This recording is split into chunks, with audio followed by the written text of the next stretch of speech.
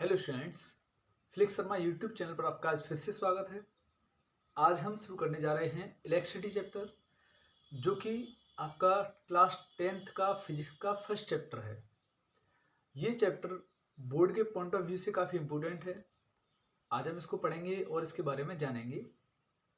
अगर आपको ये वीडियो पसंद आता है तो आप चैनल को सब्सक्राइब जरूर करें, लाइक भी करें और शेयर भी करें। चलिए शुरू करते हैं। जैसे कि आपकी हेडिंग है electricity, it is an important source of energy as it used in Holmes,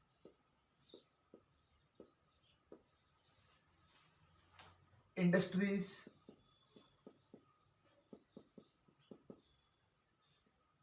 transport,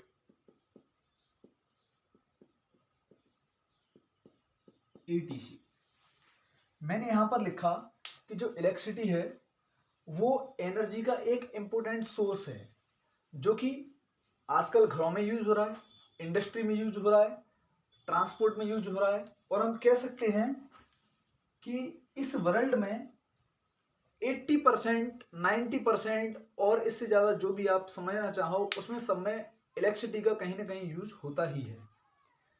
तो इलेक्ट्रिसिटी क्या है? हमारी लाइफ का एक इम्पोर्टेंट पार्ट है इलेक्ट्रिसिटी। इलेक्ट्रिसिटी के दो टाइप होते हैं।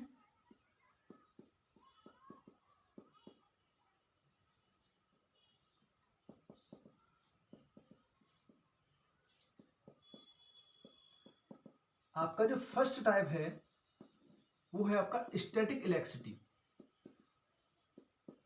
Static electricity. और जो सेकंड टाइप है वो है आपका current electricity.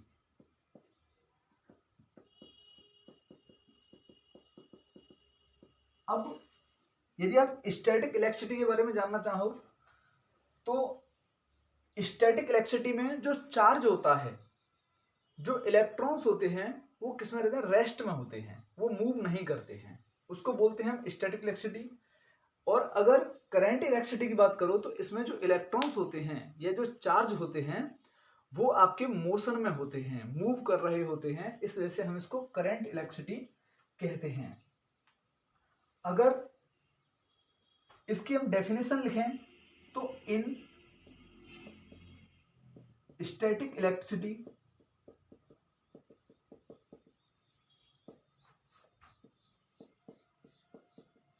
Electric charge remain at rest, electric charge remain at rest. Example क्या करोगे आप? जब आप किसी ग्लास रॉड को, किसी कांच की छड़ को आप रब करोगे, घिसोगे, किसके साथ में? सिल्क क्लॉथ के साथ में।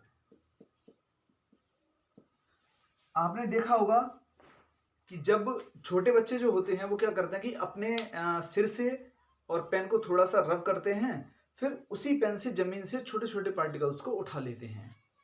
ये काफ़ी मोस्टली कॉमन प्रैक्टिकल है जो कि छोटे बच्चे करते रहते हैं। उनके बालों में जो तेल लगा हुआ होता है, तो जब वो उसे रब करते हैं तो बाल और जो पेन दोनों ही क्या हो जाते हैं? चार्ज पार्टिकल हो जाते हैं। और जब वो उस पेन को जमीन पर लगाते हैं तो वहां पर कुछ छोटे छोटे पार्टिकल आ जाते हैं। ऐसे ही जब आप कांच की छड़ को और सिल्क के कपड़े को, इन दोनों को रब करोगे तो इन पर चार्ज आ जाएगा।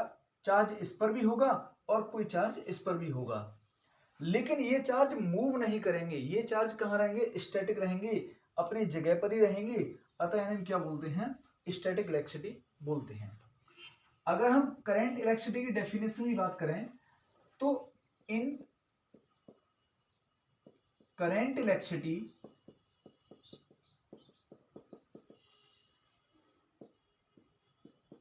इलेक्ट्रिक चार्ज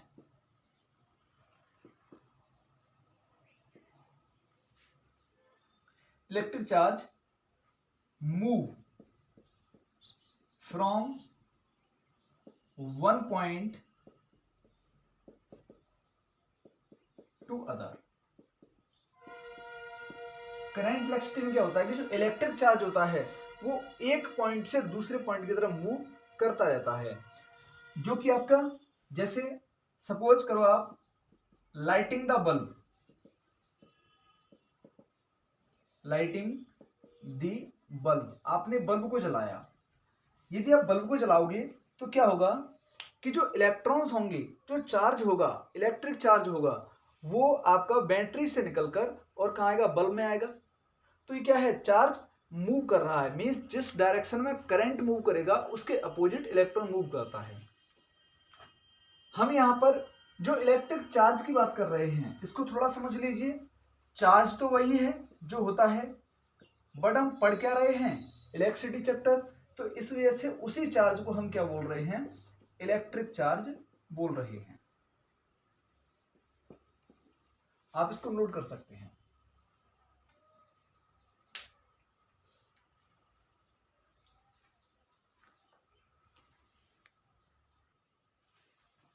चलिए आगे बढ़ते हैं। जैसे अब बात करते हैं चार्ज की।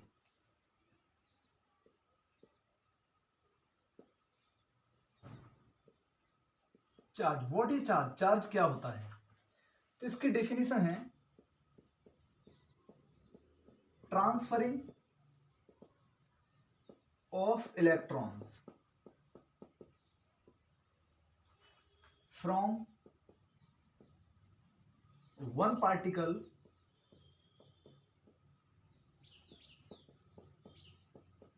To other.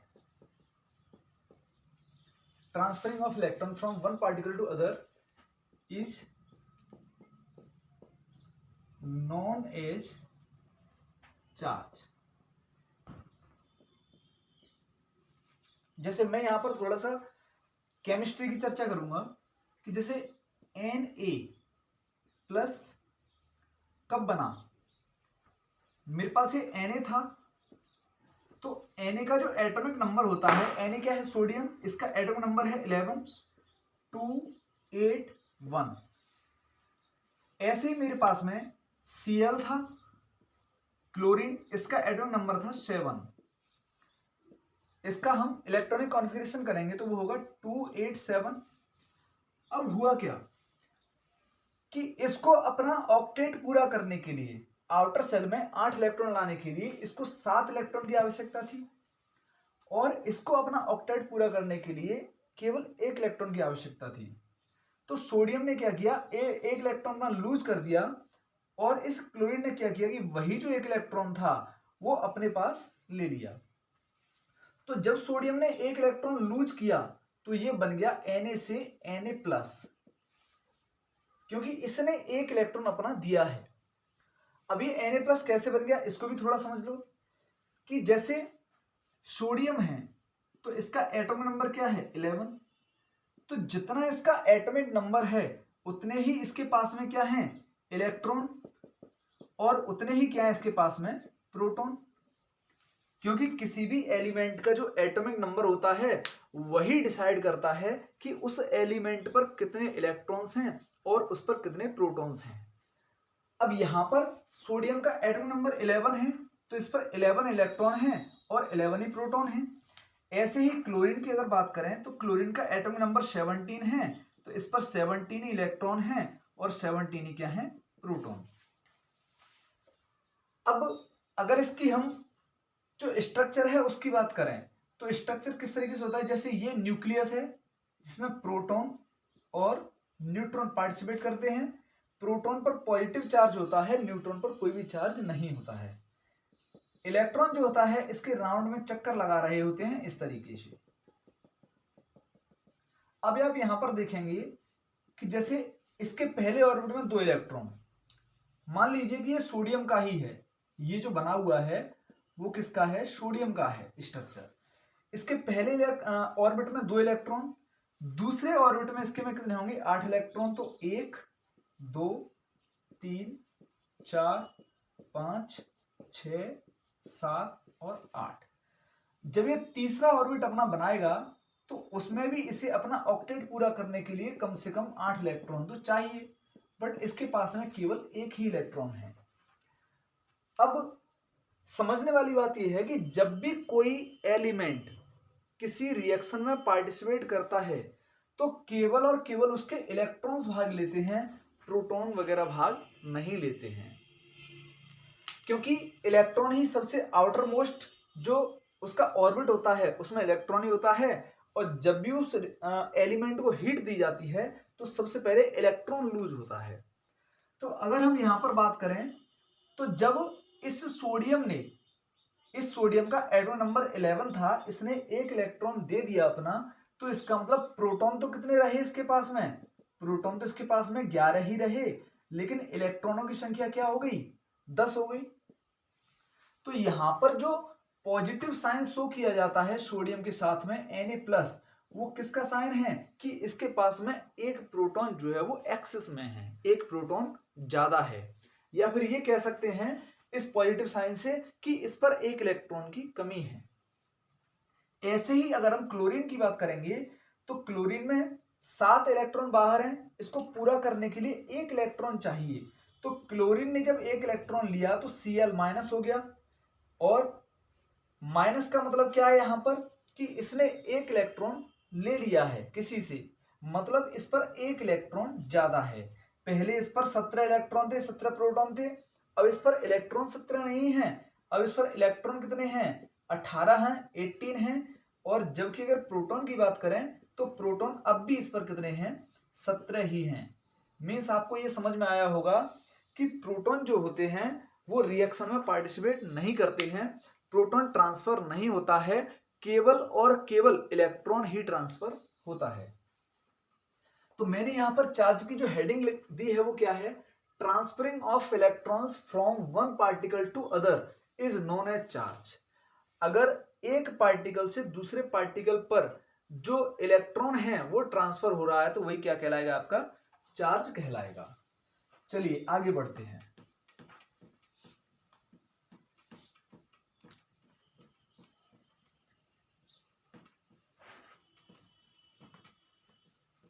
मैंने यहां पर आपको ये सीरीज लिखाई हुई है, इस सीरीज का यूज ये है कि हम इसको क्रम से ही याद करेंगे।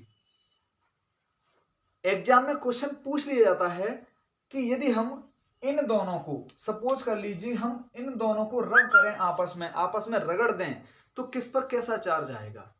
तो अगर आपको ये सीरीज ऊपर से नीचे तक एज इट इज याद है और आपसे पूछा जाता है कि बताइए वुड और रबर दोनों को रब करें तो किस पर कौन सा चार्ज आएगा, तो मैं आपको जो बताने जा रहा हूं वो ये है कि सीरीज में जो सबसे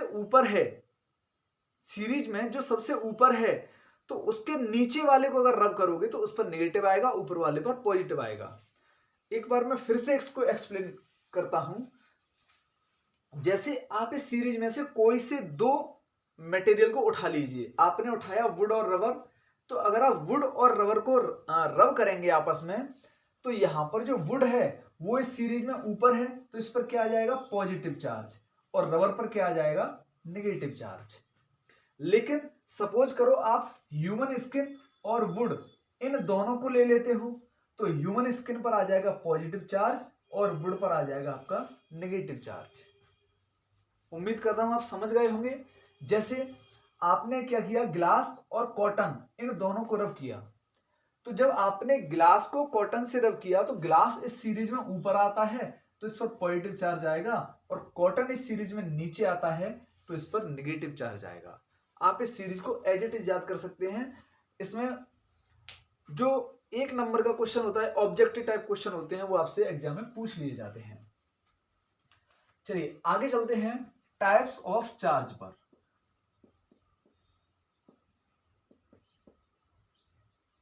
टाइप्स ऑफ चार्ज, देखो चार्ज जो होता है वो दो टाइप का होता है, पॉजिटिव चार्ज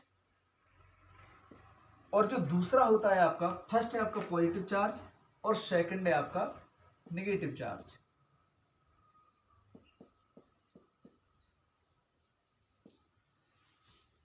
ध्यान दीजिए, मैं अभी आपको एक्सप्लेन थोड़ी देर पहले करा चुका हूं कि पॉजिटिव चार्ज क्या होता है, नेगेटिव चार्ज क्या होता है। जब इलेक्ट्रॉन जाता है, जब इलेक्ट्रॉन जा रहा है तो इसका मतलब वहां पर एक प्रोटॉन बढ़ जाएगा, और प्रोटॉन बढ़ जाएगा तो कौन सा चार्ज आएगा उस पर, पॉजिटिव चार्ज आएगा। लेकिन जब इलेक्ट्रॉन आ रहा हो तो इलेक्ट्रॉन का आना क्या होता है, नेगेटिव चार्ज कहलाता है। इलेक्ट्रॉन का आना नेगेटिव चार्ज है और इलेक्ट्रॉन का छोड़कर जाना पॉजिटिव चार्ज है, क्योंकि यदि इलेक्ट्रॉन आएगा तो मींस एक इलेक्ट्रॉन बढ़ जाएगा, और इलेक्ट्रॉन अगर जाएगा तो इलेक्ट्रॉन एक कम हो जाएगा, मींस प्रोटॉन बढ़ जाएगा। इससे जस्ट पहले मैंने आपको ये एक्सप्लेन किया हुआ है। अब बात करते हैं प्रॉपर्टी ऑफ चार्ज की। Property of charge, property of charge में अगर बात करें तो चार्ज दो तरीके का होता है, लाइक चार्ज और दूसरा आपका होगा अनलाइक चार्ज।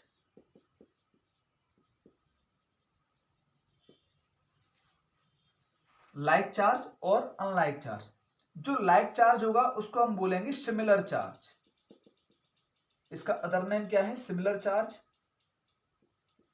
और जो अनलाइक चार्ज होगा उसका नाम है अपोजिट चार्ज, अपोजिट चार्ज। यहां पर समझने वाली बात यह है कि लाइक चार्ज, जब एक जैसे चार्ज आपस में मिल जाएं, सपोज कीजिए लाइक चार्ज में एग्जांपल में ऐसा भी हो सकता है कि पॉजिटिव पॉजिटिव मिल जाएं, या फिर ऐसा हो सकता है कि नेगेटिव नेगेटिव मिल जाएं। जबकि अनलाइक चार्ज के अगर एग्जांपल की बात करें तो ऐसा हो सकता है कि पॉजिटिव और नेगेटिव मिल जाएं, या फिर ऐसा हो सकता है कि नेगेटिव और पॉजिटिव मिल जाएं। अब देखिए कि प्रॉपर्टी क्या है कि अगर लाइक चार्ज हैं तो वो दोनों एक दूसरे को रिपेल करेंगे, वो दोनों एक दूसरे को दूर भगाने की कोशिश करेंगे। जब पॉजिटिव पॉजिटिव चार्ज नजदीक आएंगे तो वो एक दूसरे पर फोर्स लगाएंगे जिससे वो दोनों रिपेल होंगे। अगर नेगेटिव नेगेटिव पास में आते हैं तो वो भी ऐसा फोर्स लगाएंगे जिससे वो दोनों एक दूसरे से रिपेल होंगे, दूर भागने की कोशिश करेंगे। लेकिन अगर अनलाइक चार्ज की या अपोजिट चार्ज की बात करें तो अनलाइक चार्ज या अपोजिट चार्ज वो चार्ज हैं कि जब इन दोनों को नजदीक लाया जाता है तो वो एक दूसरे की तरफ और तेजी से अट्रैक्ट होते हैं और मिलकर न्यूट्रल बना देते हैं। क्या बनाते हैं, न्यूट्रल। तो अपोजिट चार्ज जब भी आपस में मिलते हैं तो कैसा मटेरियल बनता है, न्यूट्रल मटेरियल बनता है। आप यहां पर ये प्रॉपर्टी समझ गए होंगे। लाइक चार्ज को सिमिलर चार्ज कहते हैं, लाइक चार्ज एक दूसरे को रिपेल करते हैं, दूर भगाने की कोशिश करते हैं। जबकि अनलाइक चार्ज का अदर नेम क्या है, अपोजिट चार्ज है। ये जो दोनों चार्ज हैं वो एक दूसरे को अट्रैक्ट करते हैं और मिलकर न्यूट्रल मटेरियल बनाने की पूरी कोशिश करते हैं। आप इसको नोट कर सकते हैं।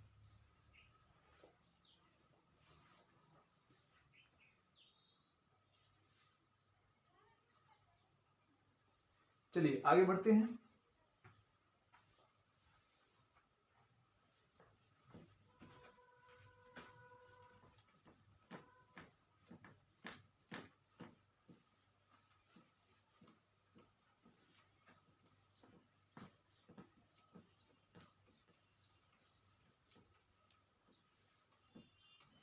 अब बात करते हैं चार्ज के यूनिट की। Unit of charge, the SI unit of charge is Coulomb. The SI unit of charge is coulomb and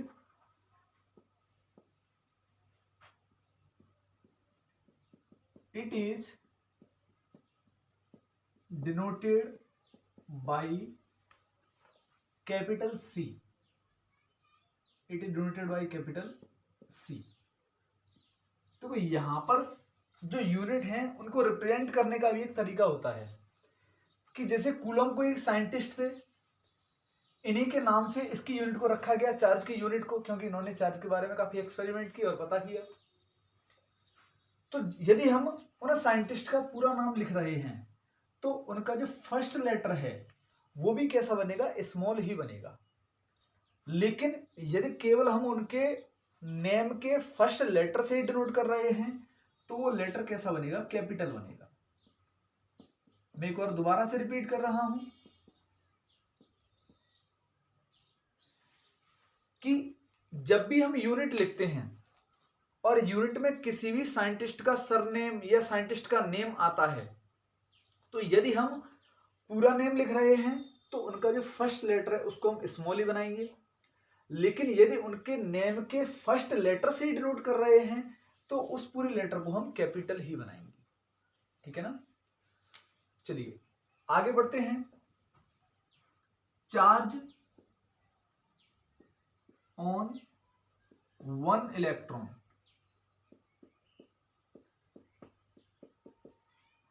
charge on 1 electron. तो ये तो बड़ी कॉमन सी बात है कि सभी को पता होगा कि एक इलेक्ट्रॉन पर चार्ज कितना होता है। कोई बता देगा? जो चार्ज होगा माइनस का 1.6 इंटू 10⁻⁻⁹ कूलम। एक इलेक्ट्रॉन पर कितना चार्ज होगा? माइनस का 1.6 इंटू 10⁻⁻⁹ कूलम। अब इसमें समझने वाली बात यह है कि ये जो माइनस का चिन्ह लगा हुआ है उससे क्या ये वैल्यू नेगेटिव हो जाएगी? नहीं। यहां पर इसके दो पार्ट हैं, एक पार्ट है इसका माइनस का और एक पार्ट है ये मैग्नीट्यूड वाला। देखिए मैग्नीट्यूड कभी भी नेगेटिव नहीं हो सकता। यहां पर केवल जो माइनस साइन है, जो माइनस साइन है वो इंडिकेट क्या कर रहा है? वो इंडिकेट कर रहा है नेचर ऑफ इलेक्ट्रॉन। वो इलेक्ट्रॉन का जो नेचर है उसको इंडिकेट कर रहा है। लेकिन अगर हम इसकी बात करेंगे 1.6 इंटू 10⁻⁻⁹ कूलम, तो ये क्या चीज है? ये इलेक्ट्रॉन पर मैग्नीट्यूड है और मैग्नीट्यूड कभी भी नेगेटिव नहीं हो सकता। जैसे कि मैं आपको बोलूं कि माइनस के 5 पेड़ कितने होते हैं या माइनस के 5 पेड़ गिन के दिखाइए, तो आप पॉसिबल नहीं है कि आप ऐसा कर पाए। तो कह सकते हैं कि जो नेगेटिव साइन है इसके साथ में ये क्या शो करा रहा है? केवल और केवल नेचर को शो करा रहा है कि इलेक्ट्रॉन का जो नेचर है वो कैसा है? अपोजिट है। किसके अपोजिट है? प्रोटॉन के। प्रोटॉन पर पॉजिटिव है तो वो क्या शो करा रहा है कि प्रोटॉन का जो नेचर है वो अपोजिट है किसके? इलेक्ट्रॉन के नेचर के। चलिए आप इसको नोट कीजिए, आगे बढ़ते हैं।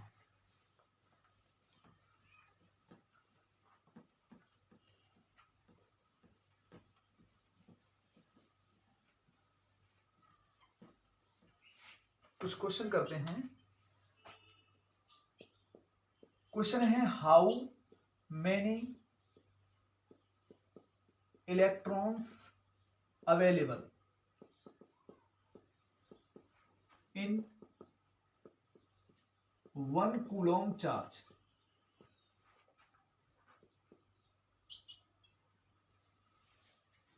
How many electrons available in 1 coulomb charge. तो एक कूलम चार्ज में कितने इलेक्ट्रॉन्स अवेलेबल हैं?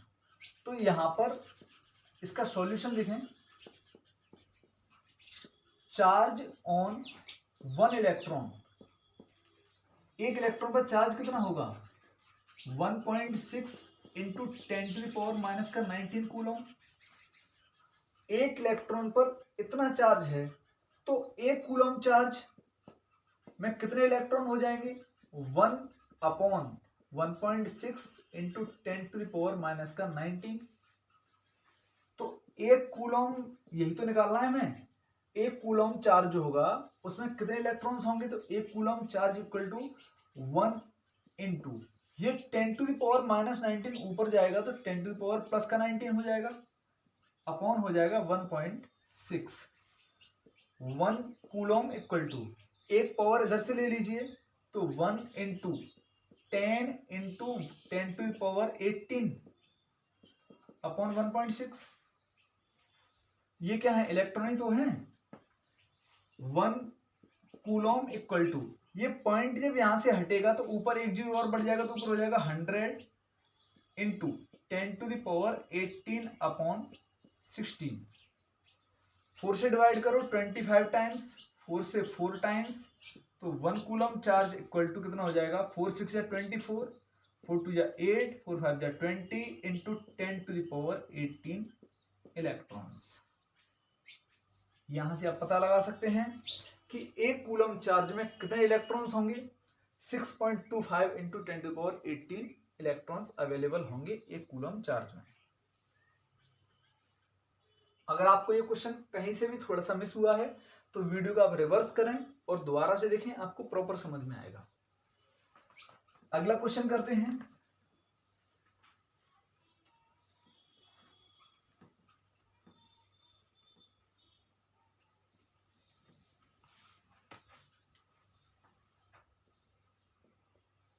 अगले क्वेश्चन में कह रहा है how many electrons available in 5 coulomb charge.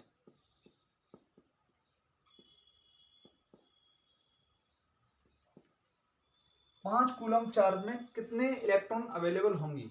तो एक कूलम में आपके इलेक्ट्रॉन ये रहे। अगर आपसे 5 कूलम पूछ रहा है तो आपको पता है 1 कूलम इक्वल टू कितना है, 6.25 इंटू 10⁻18 इलेक्ट्रॉन्स। तो 5 कूलम में कितने होंगे, 5 से मल्टीप्लाई कर दीजिए, 5 5 जा 25, 5 2 जा 10, 12, 5 6 जा 30, 31, 31.25 इंटू 10⁻18 इलेक्ट्रॉन, इतने आपके इलेक्ट्रॉन अवेलेबल होंगे 5 कूलम चार्ज में। नोट कीजिए।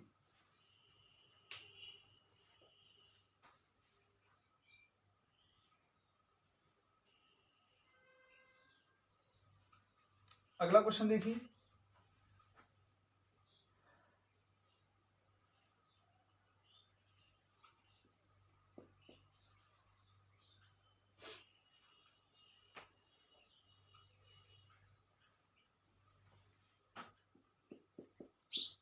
How much